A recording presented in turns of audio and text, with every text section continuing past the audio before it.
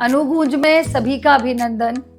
आज सुनेंगे एक ऐसा प्रसंग जिसके कारण मच गई है घर में जंग। डरिए मत, क्योंकि वह है एक हास्य प्रसंग। आज कितने बदल गए दुनिया के रंग ढंग कि श्रेय लेने का मुद्दा राजनीति से निकलकर आ गया घर संग संग। तो प्रसंग है कि कविताओं पर सुपुत्र की विशेष टिप्पणी सामने आई।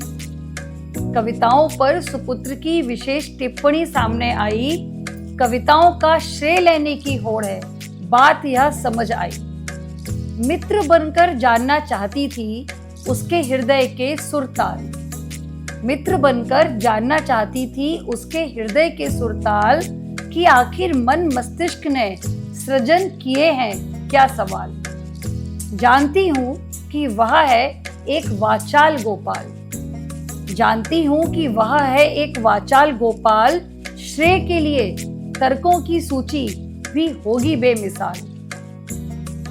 तर्कों को सुन आ गए याद कवि सूरदास और उनका भक्ति काल, जिसमें है माँ यशोदा और उनका नटखट कान्हा नंदलाल। जब श्री कृष्ण यशोदा माँ को बोलते हैं तर्कों के साथ कि मैया मोरी मैं नहीं माखन खायो, भोर भयो गैयन के पाछे मधुबन मोही पठायो, चार पहर बंसीबट भटक्यो सांझ परे घर आयो। ऐसे ही कुछ तर्कों का अनुभव मैंने भी किया जब निसंकोच होकर पुत्र ने सीधा सरल और स्पष्ट वक्तव्य दिया। वक्तव्य सुनिए कि आपने अपनी कविताओं का श्रेय अकेले कैसे लिया। कि आपने अपनी कविताओं का श्रेय अकेले कैसे लिया। उन रचनाओं में हमारा भी है अहम योगदान। उन रचनाओं में हमारा भी है अहम योगदान। मैंने भी मुस्कान पर अंकुश लगाकर विचारों को किया आदान। हमारा शब्द सुनकर मन में शंका उत्पन्न हुई। हमारा शब्द सुनकर मन में शंका उत्पन्न हुई कि इस महान पुत्र के साथ सूची में है और भी कोई। जानने के लिए ज्यादा गुणा भाग करना नहीं पड़ा। जानने के लिए ज्यादा गुणा भाग करना नहीं पड़ा, क्योंकि इसके हर हुनर में एक ही व्यक्ति है साथ खड़ा। यह तो मैं जानती थी कि पिता पुत्र की जोड़ी है तो बहुत उत्साही। कि पिता पुत्र की जोड़ी है तो बहुत उत्साही, पर कविताओं के श्रेय पर क्यों थी अपनी दृष्टि गड़ाई। दोनों की जुगलबंदी से एक बात निकलकर सामने आई कि इस जोड़ी का छोटा सदस्य ही खाना चाहता है श्रेय की मलाई।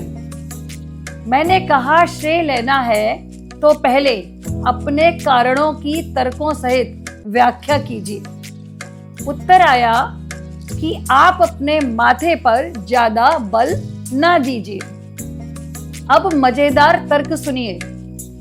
पुत्र कहता है हमारे कारण ही कविताएं लिख पाती हो। हमारे कारण ही कविताएं लिख पाती हो। हर कविता में हमको ही केंद्र बिंदु बनाती हो। विषय के लिए तलाशना नहीं पड़ता साहित्य को। विषय के लिए तलाशना नहीं पड़ता साहित्य को। हमारी नित नई करामातें जीवंत करती हैं कविता को। प्रतिदिन प्रत्यक्ष व्यंग जो हम सुनते हैं प्रतिदिन प्रत्यक्ष व्यंग जो हम सुनते हैं, अगले दिन काव्य रूप में श्रोता उसे सुनते हैं। अपने शब्दों की धार का अभ्यास हम पर ही करती हो। अपने शब्दों की धार का अभ्यास हम पर ही करती हो, पर उन रचनाओं का तनिक भी श्रेय हमको नहीं देती हो। हास्य की प्रयोगशाला में परीक्षण के क्या साधन है हम। हास्य की प्रयोगशाला में परीक्षण के क्या साधन है हम। श्रेय लेने की होड़ में फिर विलंब क्यों करें हम। अब तर्क सम्मत अभिभाषण के बाद क्या कहा जा सकता था।